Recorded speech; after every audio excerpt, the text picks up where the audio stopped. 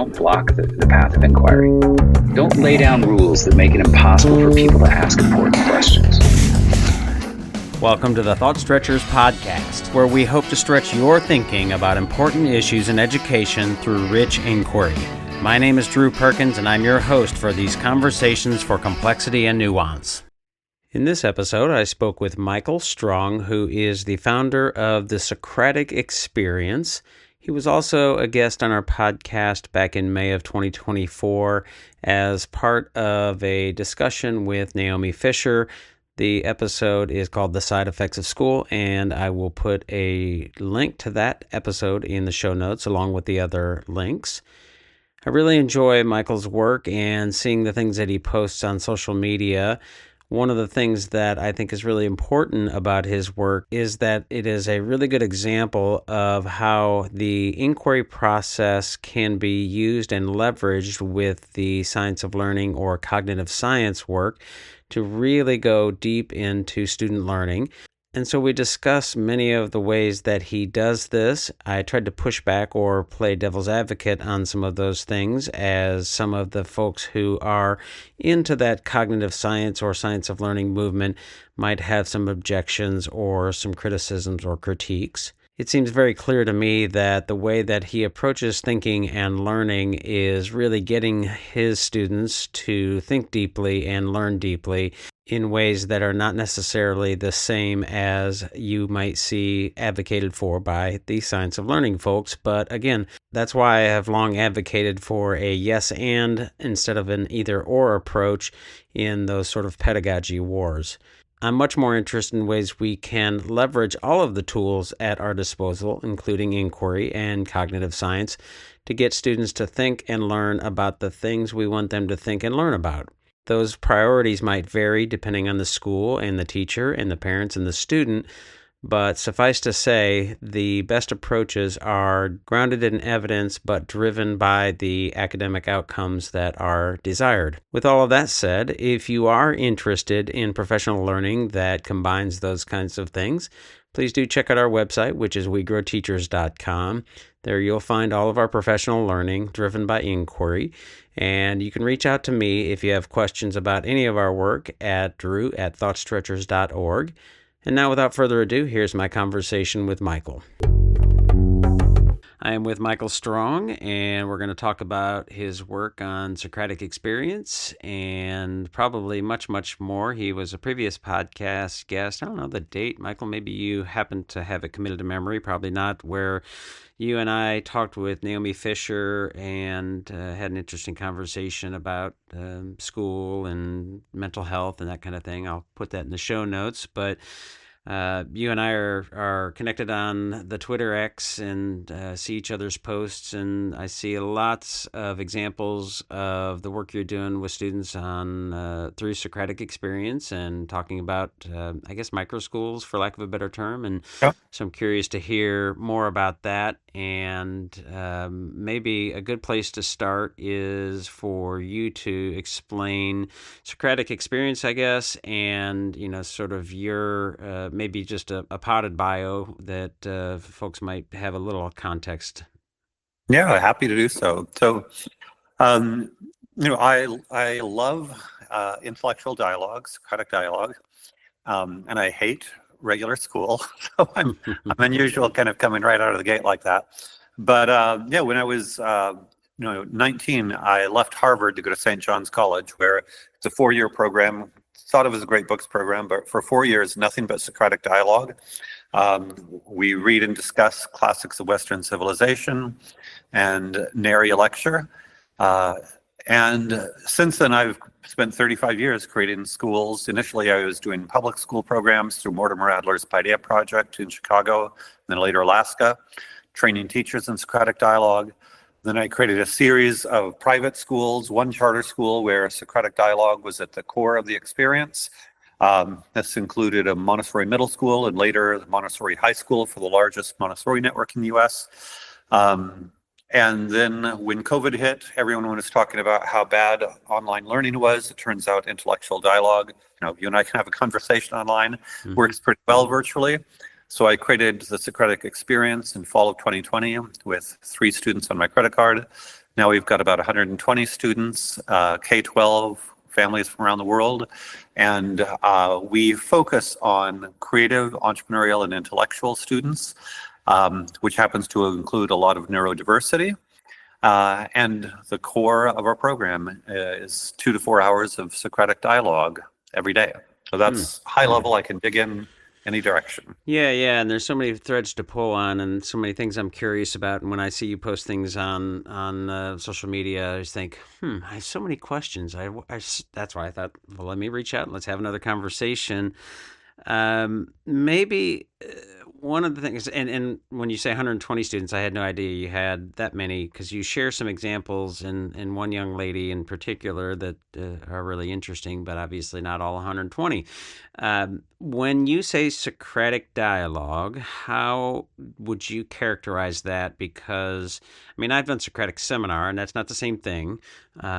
What sort of the intellectual underpinnings in a sort of elevator pitch that you might help people understand, and then how is it different from the way that people and teachers might think about using Socratic method in a classroom, if there are indeed substantial differences? Yeah, no, I would say that they're all adjacent to each other. Just to kind of go one extreme, the law school paper chase version of Socratic dialogue can kind of be aggressive and humiliating sometimes. We're much gentler, and so I think of it as mutually respectful. But I think of it as the mutually respectful expectation of intellectual consistency and coherence, and that goes way back to Plato's Theaetetus. That said, ideally, that's what's going on in a Socratic seminar. One of the reasons I would say when I was I was introducing Socratic seminars in public schools in late 1980s through the Paideia Project, and it was once a week. And one of the challenges with just doing it once a week is I found that students, in order to have really high quality conversations, we needed to work on certain prerequisites to dialogue.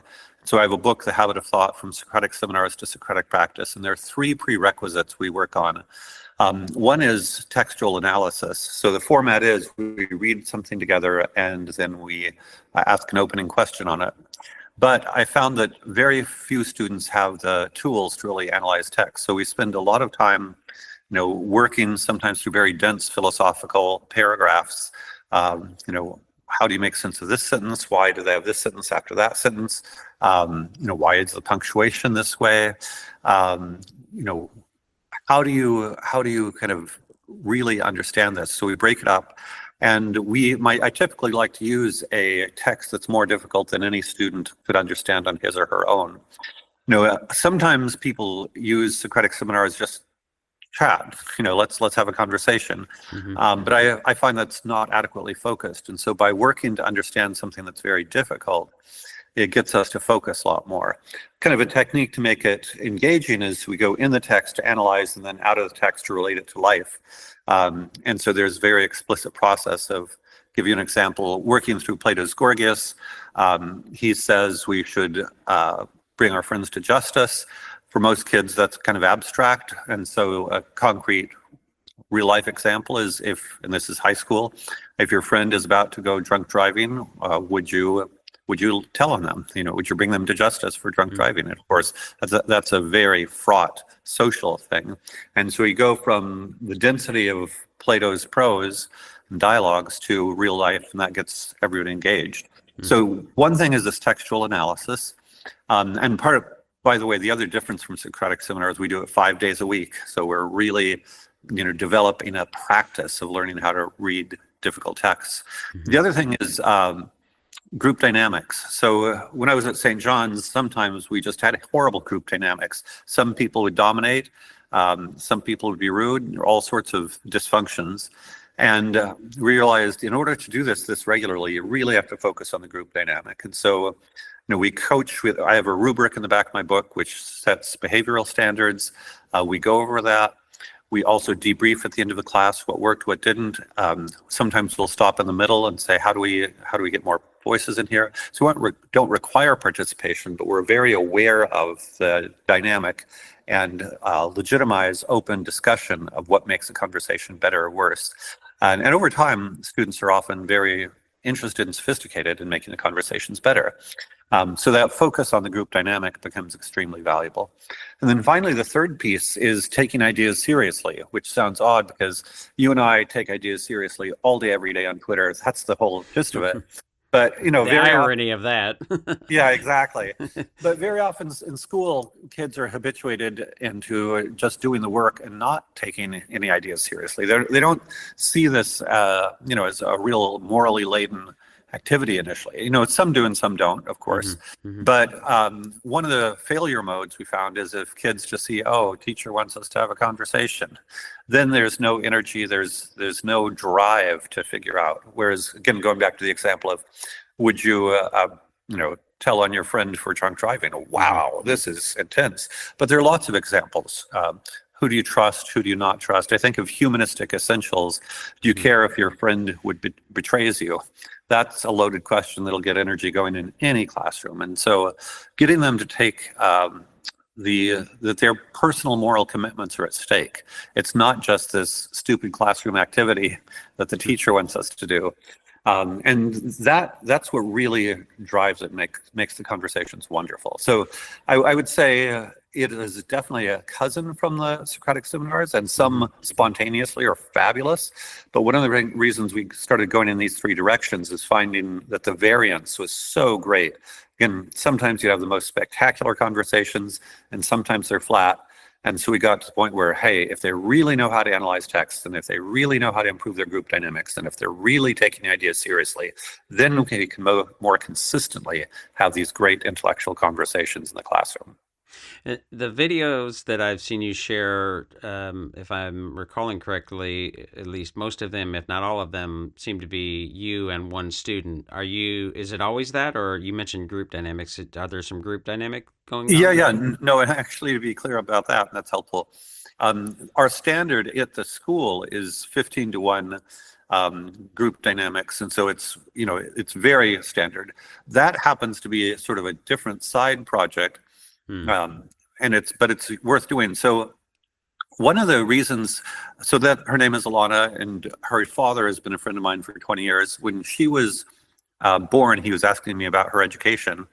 And then when she was 4, I started having conversations with her and started recording them and putting them on YouTube at the Socratic Michael Strong channel.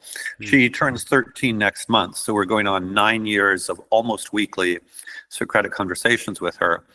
And the reason I did that is I think the real benefit of this is longitudinal. I think, and this goes into a lot of the kind of pedagogical issues you and I are interested in. The teach like a champion style is, what can we prove that we did in this hour? And I'm very interested in what are the habits of thought. My book is called The Habit of Thought. What are the habits of thought that we can inculcate over time? And so, at 13, Alana is taking Harvard CS50, Harvard's Introduction to Computer Science. She and I are reading the Odyssey together. She read most of the Iliad last year. She interviewed a PhD for her podcast. PhD nutritionist, was very confident, articulate, and so forth. So the idea is to demonstrate over time that habituating a child in thinking for oneself, engaging in intellectual dialogue, has, I would say, very powerful effects. And so, it's just that because I happen to have that opportunity with her for now 9 years, and, I don't generally get that with, groups of students. Right. That's sort of a longitudinal project that is, and she has been attending our school as well, but it's complementary to the core school experience. So again, there's so many threads I'm struggling to focus. But one thing that strikes me as a worthy question to ask is when you're talking about reading really difficult texts, and I'm reminded of the times when I've been asked to do that, or even still today to do this. I've certainly read lots of nonfiction, and even if I'm really interested, I can't remember. There was something I was reading pretty recently, and I was very interested in it, but it was in the political science realm, and I have a political science degree, and I don't think I'm the only one to make this claim, is that political scientists seem to say what they could say in 10 pages in about 200, and you're like, all right, get on with it, that kind of thing. And I struggled with that. So and I know you talked a bit about the engagement and sort of making it real life, but it strikes me as challenging at least to get students to really dig into Plato, right? Mhm. That's not easy reading. Mhm. So, I mean, is there more to say about that sort of challenge? Yeah, no, absolutely. And here I will go into, I would say, the value of in many of the classics, again, not all, but as opposed to academic writing. I read a lot of academic journal articles, and Mm-hmm. some of them, I agree, are just needlessly complicated. Yeah. But backing up a little bit, our work is a descendant from, Mortimer Adler's. He was involved in the great books movement in the 20th century. He Mm-hmm. famously wrote How to Read a Book. And part of what he did is, argue with the text. And of course, now teachers ask kids to annotate. But again, if they're not really struggling with text, I would say when we're really struggling with text, you're basically, yelling and screaming at the author, and so if you get to a point where you're actively engaged in dialogue with the author, then it becomes interesting. And so then going back to, say, classics, some classics I would say are dull or dull for most students at most times. Mm-hmm. This is where going back to the moral fundamentals, I think is useful, where Plato is difficult, but the character of Socrates, I would say that one of the great joys I have is introducing students to the character of Socrates, because it's the first time they've ever had a school situation where there's somebody who is kind of ironic and playful. Initially, oh, Plato, boring and everything, but once students sort of get what he's doing, it's like, hey, what's he doing here? What's he doing with these people? And then you connect to the loaded moral issues. And then, in order to get that energy, we often spend significant amount of time with these out of the text conversations on the moral things, because that's what energizes the conversation. So to give a different example, a text I often like to use in the beginning of the year is just the first page or two of Kant's What is Enlightenment? And it starts with, enlightenment is the ability to use one's mind independently. And so they talk about, most people are too lazy and cowardly to think for themselves, or Kant does. And, what teenager is, hey, are you too lazy and cowardly to think for yourself? No, I'm not, but some people are, and you really get their energy. I've thought that, if I had some kind of device to measure, the heart rate variability or something, the way I do this is get them really riled up. And again, can take 5, 10, 15, 20 minutes to get them really riled up about something, and then go back and okay, and then why did Kant say that? Mm-hmm. And it really is a matter of, kids love to be in passionate arguments with each other. So once I get them all riled up, then I can go back and dig into the text. And again, we cover short amounts of text. I'm not asking them to read a whole Platonic dialogue or a whole essay overnight. Typically, we work on it together, then ask them to read a little bit out of class, and then develop this process. But again, I would say this is why we need all of these tools in place, so it does become enjoyable, where they reliably, and often going back to the group dynamics, because if they had a really great conversation on Monday and it was pretty boring and mediocre on Tuesday, and that happens, then part of the debrief is, hey, why did it work so well yesterday? What did we do differently today? Sometimes it's just I'm tired, bored, whatever. Sometimes it's, well, those 3 students dominated and I couldn't get a word in, or, I didn't like the way, and so you get an analysis of what makes it an engaging conversation. Right. But again, one of the reasons I would like to do this longitudinally is any snapshot of a conversation may not be that exciting. Even my conversations with Lana, so he's talking to the kid, what's the big deal? But it's directionally, building these fundamentals so that over time they develop the skills to have really great intellectual conversations. Well, you mentioned the Enlightenment, and that's something that I'm really becoming more and more passionate about as I think we think about the polarization that we're seeing in the liberal authoritarianism from left and right.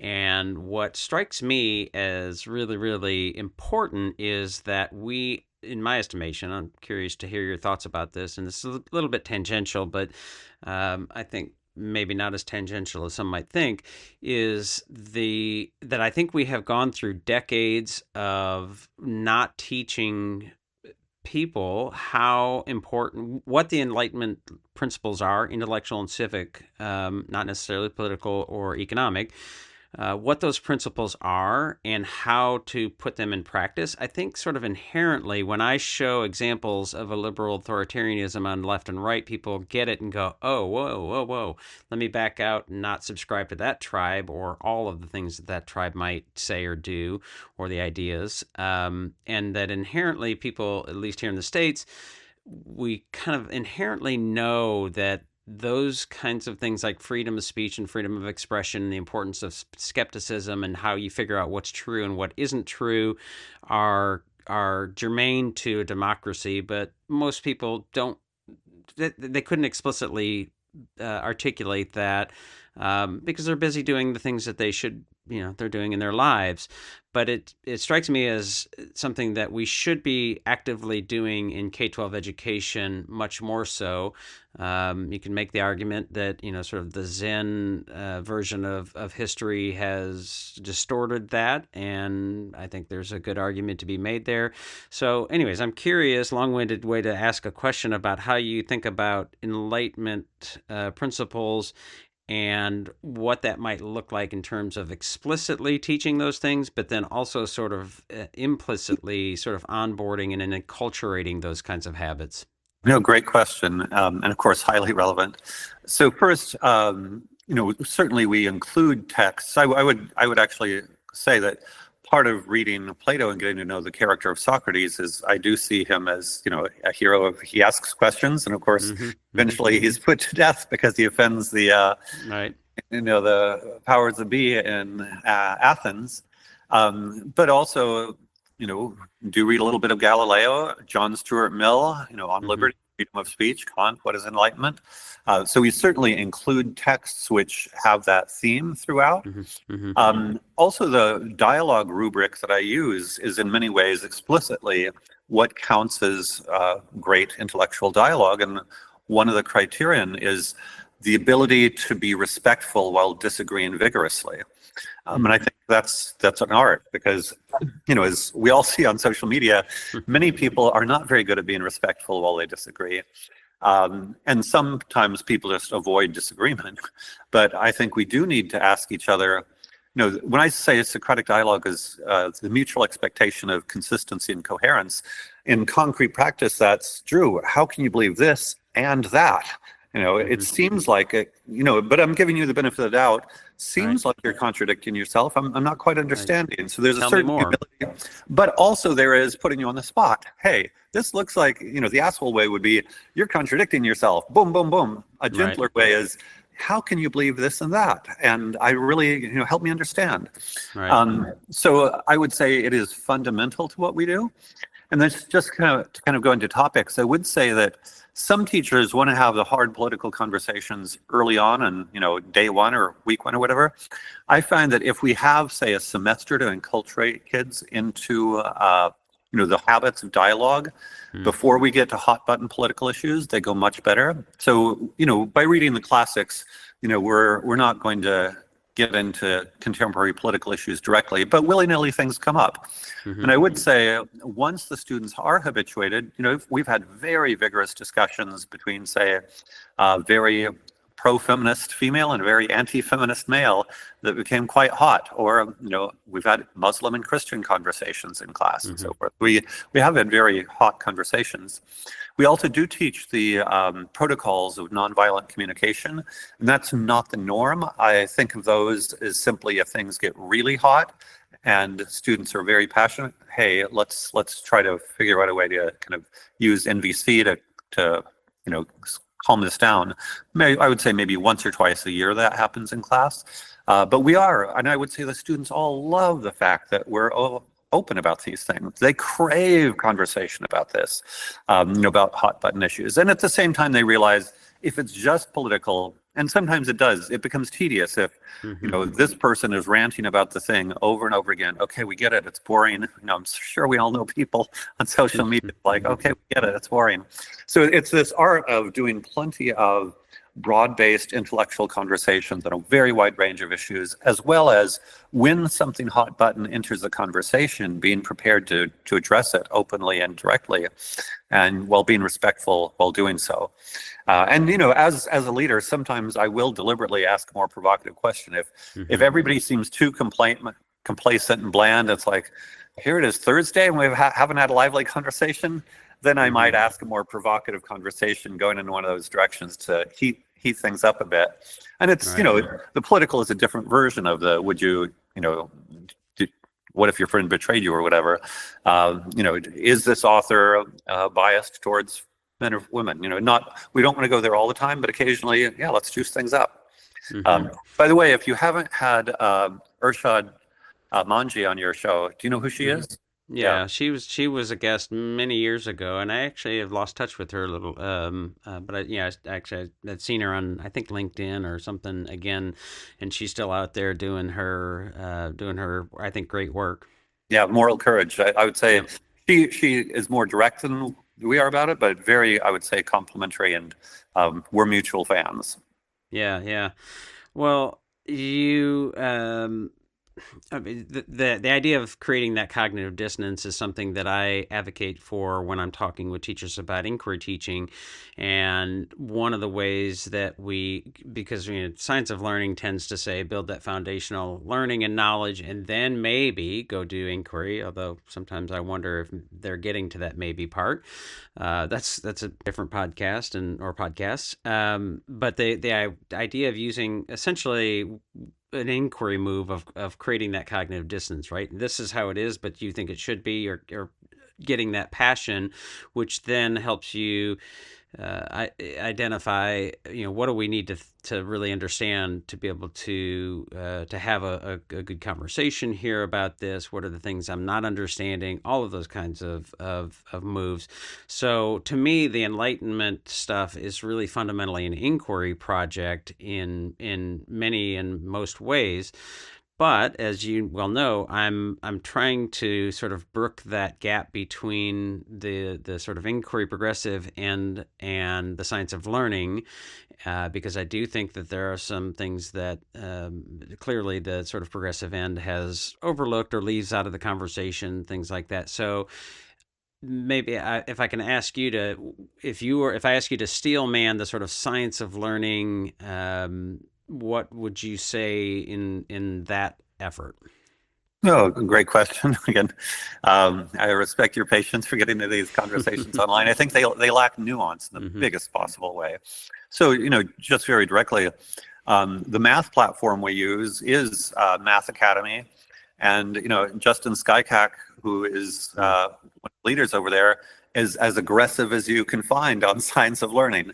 And I think for learning math, that's immensely important. It's not the whole thing. I think there is a role for getting kids motivated and interested, engaged. But at the end of the day, with respect to math, cognitive load theory is incredibly relevant. Space propagation and all the things. So of course, that's a big part of how you learn math. On the other hand, I think that, if one does the humanities with zero inquiry at all, I don't think you're doing the humanities. Going back to your point, Enlightenment project. And I think that a lot of these people who are pounding on the science of learning are reacting against all sorts of failure modes in conventional schools.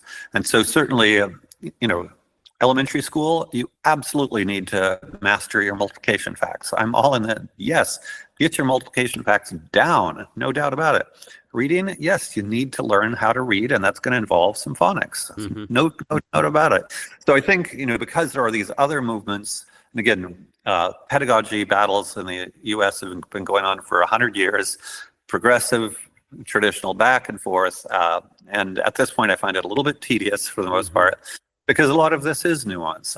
If you're working with younger children or if you're working more on the STEM side, a lot more on the science of learning side. If you're doing a high school class, no inquiry in the humanities, how boring and irrelevant. I think part of the problem is that there's not an explicit understanding in, say, high school humanities, humanities umbrella term for language arts and social studies, that what we really are trying to figure out what to do is how to understand and defend our own opinions and develop our own perspective through rational discourse. Just to go to the AP courses, because they're, obviously prominent in mainstream school. If you look at the AP, say, US history course, there are the multiple choice questions, and then there are also the essay questions at the end, things like document-based questions. And in my experience, if a child has never had any experience thinking for themselves, then it's hard for them really to, figure out the essay questions. They need to be able to generate a document-based question. You have, 6, 10, 15, whatever different historical pieces of information, and you need to figure out how to organize that in a coherent essay. Yes, organize into an essay requires some of the science of learning, but the curiosity, interest, ability to make sense of different things that seem contradictory and incoherent, I think a lot of experience and inquiry is really helpful for that. So again, I just think that we're playing different games, and there's no acknowledgement that we're playing different games. And the irony, it's not strict, but to some extent, there's some political alliance with some people on the left being more progressive pedagogy, more conservatives on the other side. The University of Tulsa just dumped their kind of St. John style great books program, which was all Socratic seminar, by the way. And all the conservatives are bemoaning the loss of that. Meanwhile, it's basically a Socratic program, and they never say, oh, this is, the Socratic is so wonderful, but it's part of what they mean. And so I think, I'm very interested in how, biologically, when we're in tribal mode, a different part of our brain gets lit up. And on all these, whether it's pedagogy battles or political battles, it's the tribal mode that gets lit up, and not the let's slow down and think, somewhat analogous to the Kahneman's fast and slow sort of thinking. We need to think slowly, rationally, deliberately. And that's what the Enlightenment is ultimately about. Right. Yeah, that's what I would argue, or why I argue so stridently, and probably need to do a better job of, that the Enlightenment principles are in some ways an antidote or some sort of inoculation against that sort of tribalism, because you're trying to figure out, seek to understand and be understood, as opposed to generally trying to prove your point and be right. Now, there's some of that, and that's not a hard and fast rule, but so you mentioned cognitive load theory, and it struck me as a question that might be interesting, because those texts that you're talking about, and that we referred to, they can be really challenging, and the concepts, and I do think it's really, just as a sort of side note, I'm glad you pointed out that the science of learning stuff and those conversations seem to be so often sort of emanating from math and science minded kinds of folks, and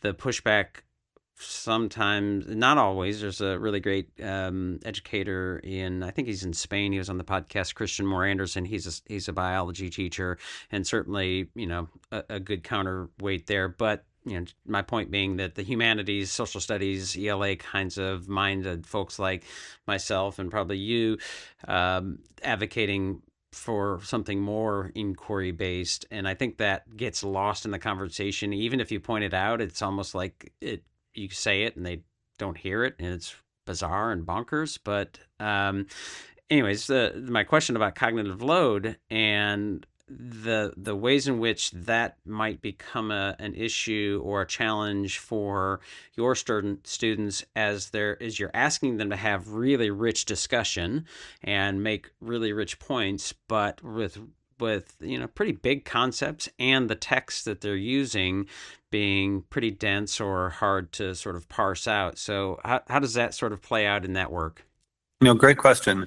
Kind of as a preliminary, I would note that I think part of the heavy pushback against inquiry and discovery learning, and of course they're different, but is that there have been implementations where, the kids just figure it out with no background or anything, and especially in math, they're just dithering.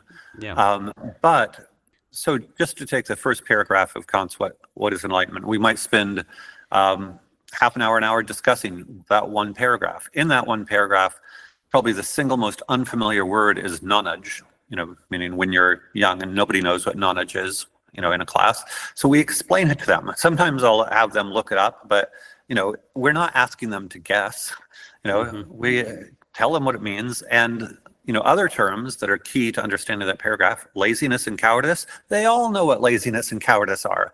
And so in terms of the difficult text, yes, the sentences are long and complex, but if we're staring at the paragraph and discussing it and sentence by sentence, everybody gets the idea of thinking for themselves. Everybody gets the idea, maybe some people don't think for themselves due to laziness and cowardice.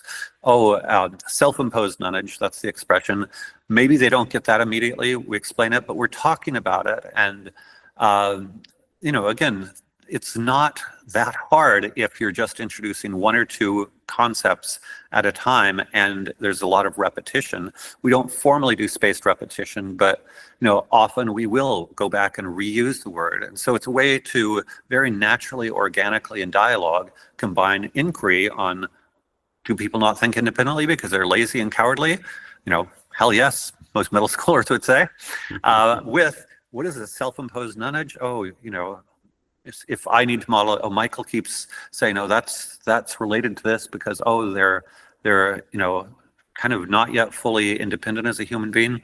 And so there's kind of a natural way to address the cognitive load aspect by repeating, direct instruction, hello, this is what it means, as well as repeating it, spaced repetition and so forth. And all of this, I think great educators very naturally integrate inquiry and direct instruction. Again, that's why I become impatient with these conversations is you can very naturally integrate, both sides without making this big pedagogical battle all the time.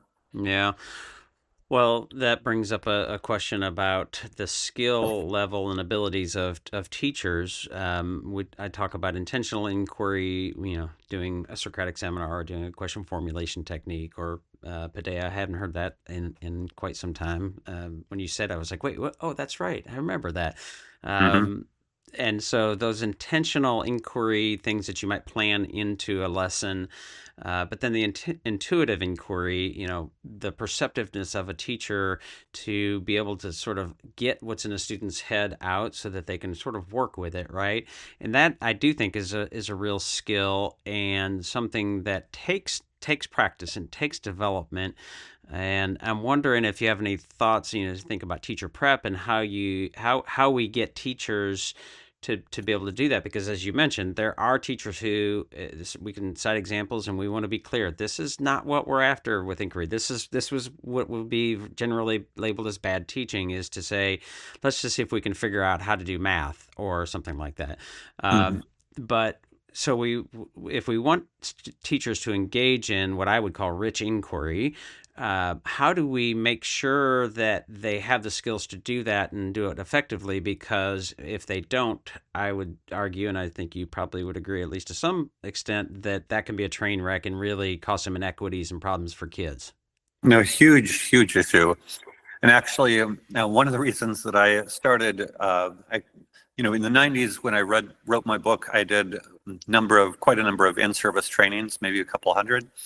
In public schools, and one of the reasons I switched to developing my own charter and private schools is I want to be able to select the teachers.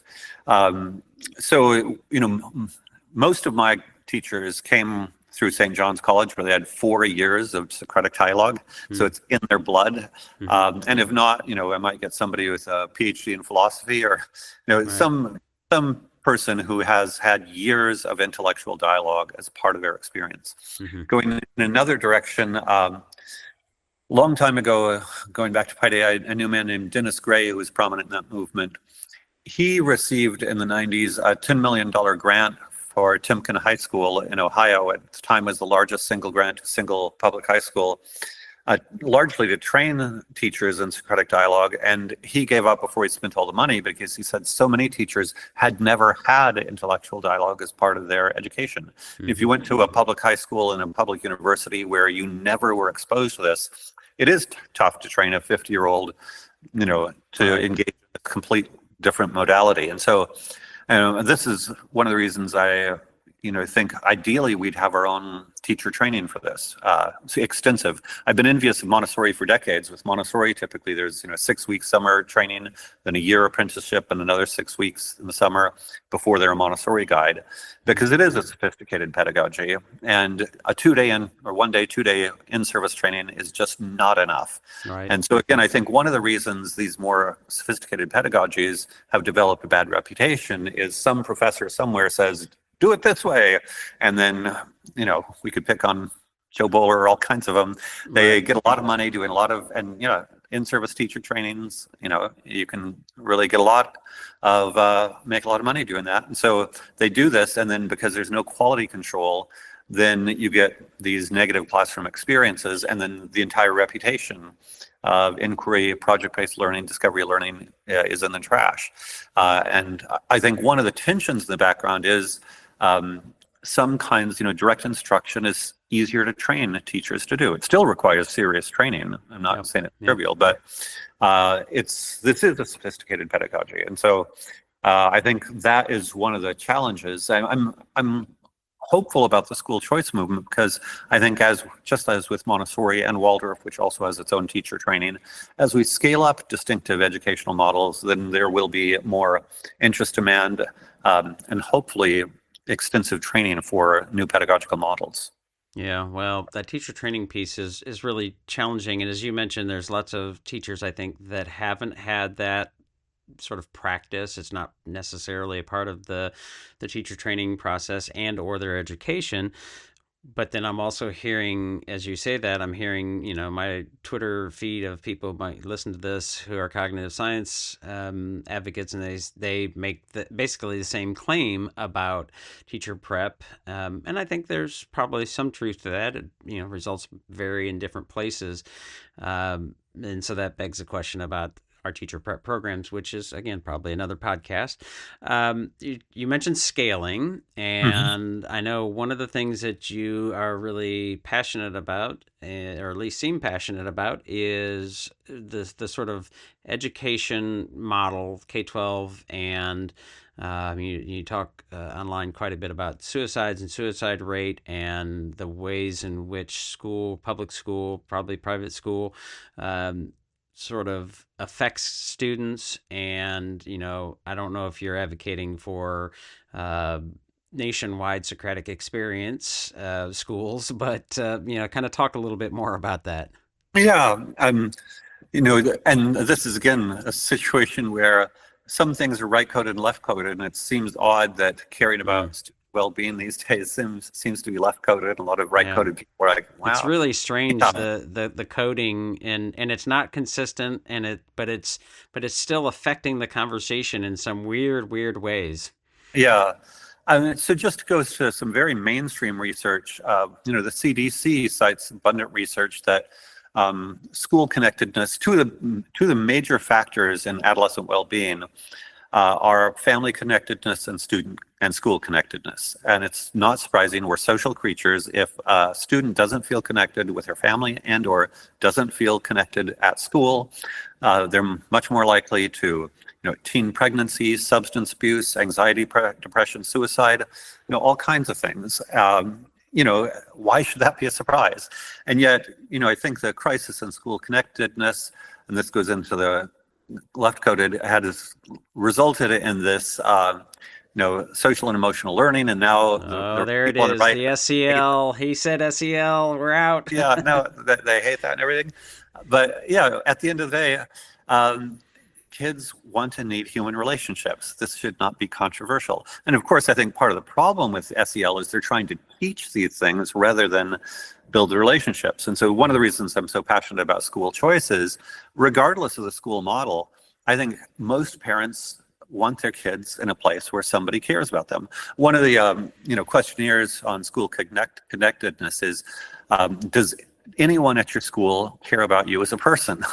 And who would send their child to a school where child felt that nobody cared about them as a person? And again, going back to small schools, if you have a 15-to-1 class ratio and caring teachers, of course they care about you as a person. This could be in a Catholic school, a Jewish school. an Islamic school, a Montessori school, a Waldorf school, a Socratic school, and so a lot of this is we need to allow parents and students to attend schools where the child is valued. And if we want to say that's left-coded, I think that's ridiculous. Of course, school choice is right-coded. So again, I like to, get this cognitive dissonance going. Which side are you on? Oh, let's be on the side of kids being valued, having meaningful adolescence, and, be healthy and well. And that shouldn't be coded one way or another. Yeah. So then, as I see on Twitter X, you talk about suicide rates and how that seems to correspond with when school's in session, when it's not in session. So I'll play devil's advocate as I see those. Sometimes I wonder about the kinds of kids that are at high risk of suicide, and how much of that is correlational and how much of it might be causation. And I don't think you're making a causation claim, but maybe a higher correlational claim than others might. You think about what are the other underlying factors a kid might have, and you mentioned home life and their connectedness and those kinds of things. And are they really struggling with their own mental health? And as I have always said with my two daughters, maybe my number one priority is that they are confident in who they are, and not have high levels of insecurity, because then they're much more resilient to teasing or a school scenario that might not be ideal, or a work scenario, those kinds of things. So, I guess, how do you think about those sort of underlying and other variables that might be affecting that sort of suicide rate data that you cite? So it's very worth reading the underlying research, because one of the first large samples, also similar patterns have been seen in other countries, so it's not just a US phenomenon. The most important piece is that this is a seasonal pattern, that suicide increases during the school year, that stops at age 18. There's very dramatic change in the seasonality of suicide at 18. And they use 18 presumably because that's where the demographic information is coded. They don't have exactly when did you graduate from high school. But the question would be, okay, why do we have this pattern that is a seasonal pattern that's striking when kids are all in school, or almost all of them are in school? And why, if it was not school, what else would suddenly change at 18 such that the seasonality stopped? And the seasonality includes, much lower rates in the summer and much higher rates in the winter. The rates are somewhat smaller during winter break, Christmas break. So that's interesting. And then Mondays are particularly high. And so what happens on Mondays? So of course there would be underlying reasons. Everything you said there is of course true, but the patterns, I would say, point to the experience of school definitely playing some kind of a role. Yeah. Well, if nothing else, exacerbating some other things. And, again, there's different schools and different scenarios, and some schools are, I've been in them, you've probably been in them, that are just chaotic, and there's all kinds of really negative things happening. And then there's some wonderful schools that the opposite is true, and still some dynamics at play. So ideally, I guess, what are you advocating for? I know you mentioned being a school choice advocate. I am as well, but I have some real concerns about the movement. What would it look like? Total eradication of compulsory public school, or somewhere less extreme? No, good question. So first, I think no need to eradicate it. If there are great public schools, if they're great public schools, those will survive choice alternatives. So there's no need to eradicate. Now, I can imagine really well-run public schools, growing, in size. Maybe a district that's really well managed might start to absorb other schools. I think that would be interesting. And of course, there is intra-school choice, where parents can, in many states, send their kid to, an out of district option and so forth. So it's not strictly public or private, but I think having more options is certainly good. And then backing up, I'm raising money for research to be led by Patrick Wolf and Albert Ching at the University of Arkansas, on the character and wellness benefits of different kinds of schooling, because we just don't have a good research base on it. Often there is some research on public versus private, public, parochial, private, charter, some granularity, but you're right. My experience, there is a huge range of the kind of atmosphere of different schools. Some schools, public and private, are amazing. Some are horrible. Right. And so, I'm very interested in getting, and the idea there is the educational scholarship accounts, ESAs, is to track enough students to see what happens to their, I'll talk about character in a minute, but just their well-being as they go from school A to school B. And if we have a large enough pool of data, maybe this happens, maybe that happens. Just a data point that is already out there is, I've seen research showing that if student goes to a religious school and has that faith, they're less likely to commit suicide. But if they go to a religious school and they do not have the faith, they're actually more likely to commit suicide. If there's a mismatch between, it makes sense that if you're going to a Mormon school or a Baptist school or a Catholic school and you don't believe it, it could be worse. And so I think we just need much better research on lots of different kinds of trajectories that, maybe you and I have seen being in education for decades, but because most of the research is not focused on looking at different kinds of schools, we just need more. And on the character side, there's already evidence from the Milwaukee voucher program that the voucher candidates matched for socioeconomic education, all that kind of thing, of their parents, were much less likely to be involved in criminal enterprises or have a paternity suit. And that wasn't random lottery, but Roland Fryer did a randomized lottery version of a similar thing for a charter school in New York, and again found much less lower likelihood of criminality for students who had gotten into the choice school, the charter school. So I think should not be surprising to any of us that there's a lot of variability about schools, and different students in different schools could have incredibly different outcomes, but we need much more granular data to find out exactly what that looks like, and which of these hypotheses are true and which are not. Mm-hmm. So back to Socratic Experience and the work that you're doing explicitly, what does that look like? Because I know you mentioned a math part of the program, and we don't see, or at least I don't see, evidence that you're posting on social media because you're not sharing everything that you're doing all day and every day. And I can imagine some people might look at it and go and wonder, and you've even, I think, posted about maybe some people might call controversial statements about what students should know and what they shouldn't know, and the importance of when they might know it. So what does that program look like as compared to sort of more traditional, read and write and mathematics, or all those basic essentials, and then what would you sort of, if you had your magic wish or genie in a bottle kind of thing, what should it look like in terms of what students need to know, when they might need to know it, and that sort of curve? No, great question. So, I'll focus, I think the divergence is greatest in high school.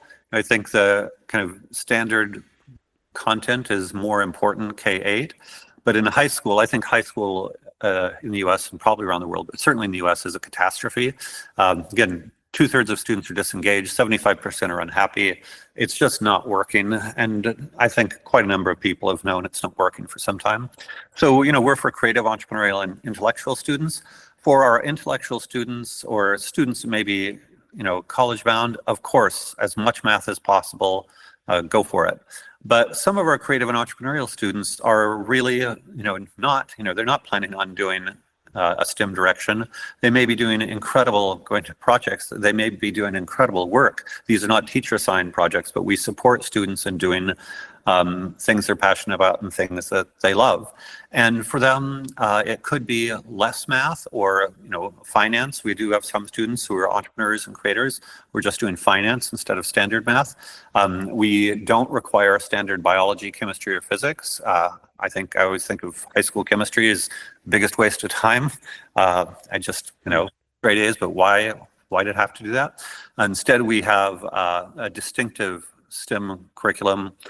We have ninth grade, students are doing Euclid and then progress studies, basically a history of math, science, and engineering.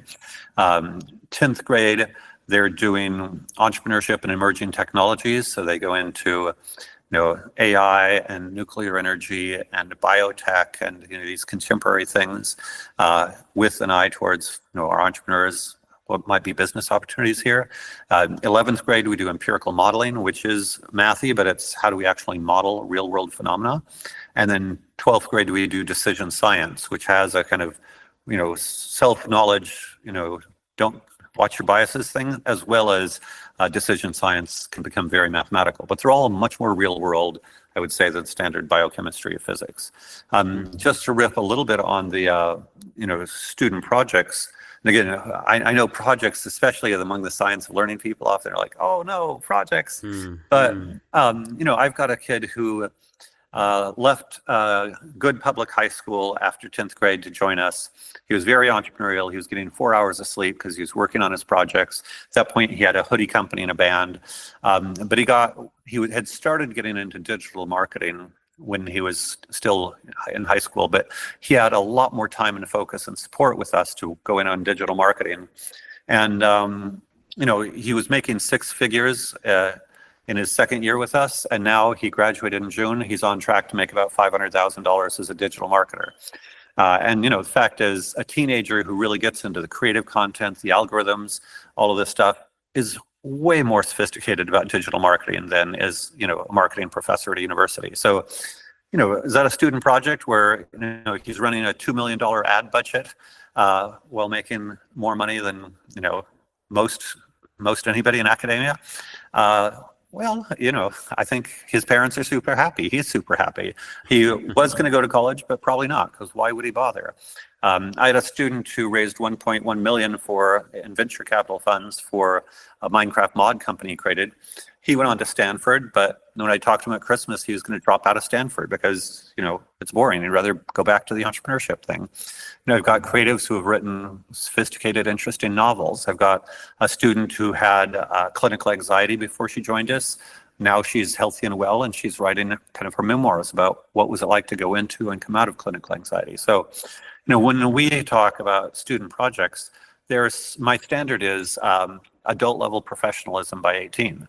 And why would you take high school chemistry if you're writing, a serious book at 18 or making six figures at 18? Just why? Mm-hmm. So the argument I can hear people make is that those are anomalies. These are outstanding kids who, have high IQs, born into families, blah blah blah. But for the unwashed masses, the most of students, and especially some that are in low socioeconomic areas who don't have families where they have the benefit of lots of language and resources and so on and so forth, and schools that are not equipping them with the basic knowledge of things that they might need, not necessarily chemistry, but how to read, write, the understanding of how the world works, and not just the streets or the neighborhood or whatever. You say, well, that works for a small minority, but not for the bulk of people, so it's not really scalable. So I think first and foremost, we have no idea. Again, I'm all in for high level reading and writing math skills, but I don't think, up to middle school, absolutely you need up to middle school math. Do you need high school math? Not for most things. Actually, John Mackey, former CEO of Whole Foods, founder, once said he was able to create a Fortune 500 company and all the math he ever needed was middle school math. Fractions, decimals, percentages, of course. Do you need algebra too? No. So I think a lot of this is, yes, on basic skills, reading, writing, math, absolutely, but all the high school subjects, probably not. And in terms of the initiative piece, going back to we don't really know, 25 years ago, I created Montessori middle schools in Palo Alto, and half the kids had come up through the Montessori school from a young age, and half had come from outside, typically public school at middle school level. Of course, these were all high income, parents. It was private school, but there was a dramatic difference in the level of initiative and self-management among the kids who'd come up through Montessori versus those who'd come from outside. And basically, the Montessori kids at age 11 or 12 would get into the middle school and just start doing the things. The other kids, despite being bright, from high-income families, highly educated families, kind of were like, what do we do? And it took us basically a year to train them to take initiative and manage themselves. So again, you could say, oh, it's only that demographic, but hey, in that demographic, it took a year to train them because they'd not been trained in how to take initiative and manage their time appropriately. And so for me, it sounds condescending to say that, oh, no kids from lower socioeconomic demographics can get there. And certainly I've known people from all socioeconomic demographics who do amazing things. I know a lot of parents who homeschool because at all socioeconomic levels, because they're frustrated with their child's experience. And in many cases, they're totally amazing. So, are there some kids for who need the most traditional, rigid, conventional schooling? Maybe so. I'm not saying that's not the case. Do we have any idea what percentage actually need that, or what? A lot of this is, I'm excited about the school choice movement because we need to develop much more sophisticated tools for getting kids to be more independent. And again, the earlier we start, the better. So maybe it's 2% now, 5% now, 10% now. In 20, 30 years, could it be 20%, maybe 30%? We have no idea. We have this one-size-fits-all model for a century for the most part. And people are free to stay in the most conventional model if they want to. Yeah. Well, one of the things, and I want to get us starting to wrap up here, but one of the things that you mentioned earlier, sort of the longitudinal, and I think this is a weakness of the sort of argument and advocacy of the science of learning movement, is that it tends to focus on things that are quantifiable very quickly. And not to say those things aren't important, especially as you mentioned, sort of up to middle school, perhaps maybe more so important.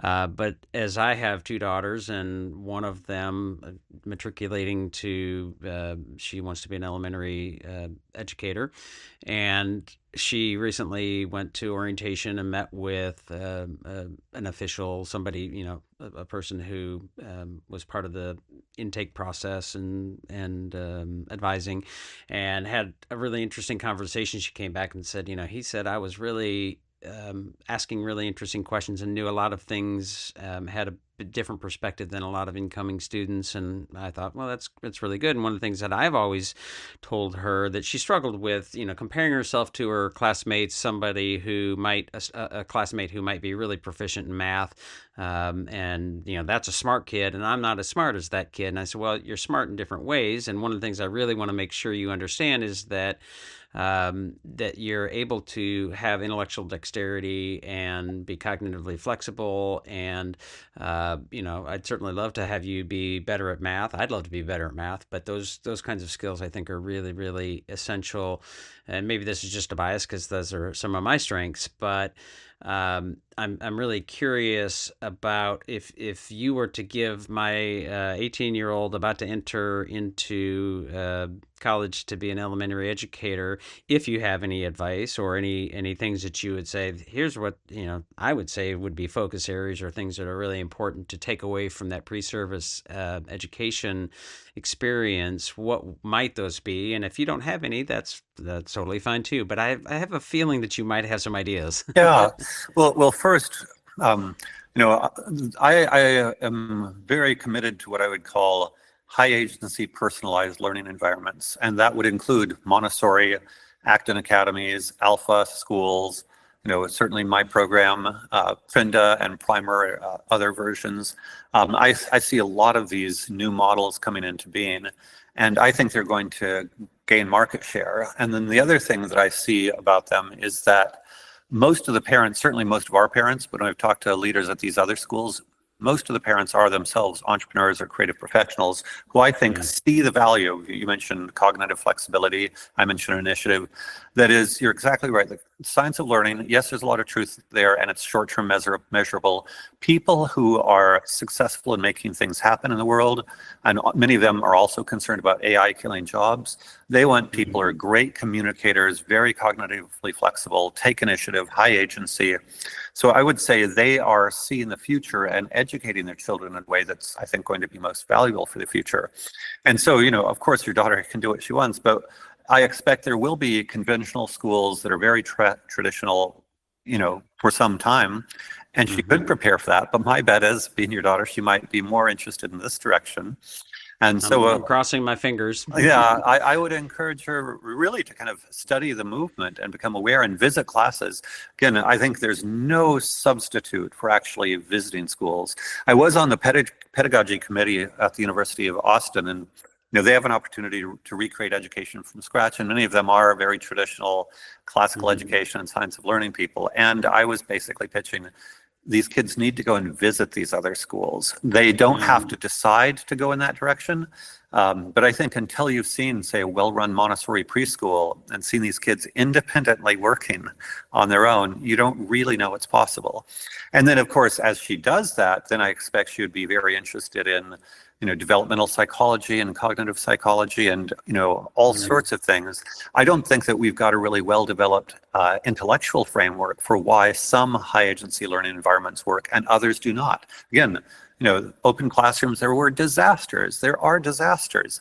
But I think because there's been this sort of simplistic, either progressive pedagogy or traditional pedagogy, I think we've not sufficiently developed why sometimes it works and works really well. And I don't think it's just the students. Again, I think I have a lot of respect for Montessori training, the way she designed the environment. There's a sophisticated thing going on there. And I don't know I've ever heard of a mainstream education school even explaining exactly why she made the decisions she did in terms of design. Yeah. Well, thank you for the conversation. It's always fascinating to talk with you, and hopefully we'll do it again sometime soon. Are there any things that you want to talk about and mention that we haven't talked about? And of course, any links that we'll put in show notes.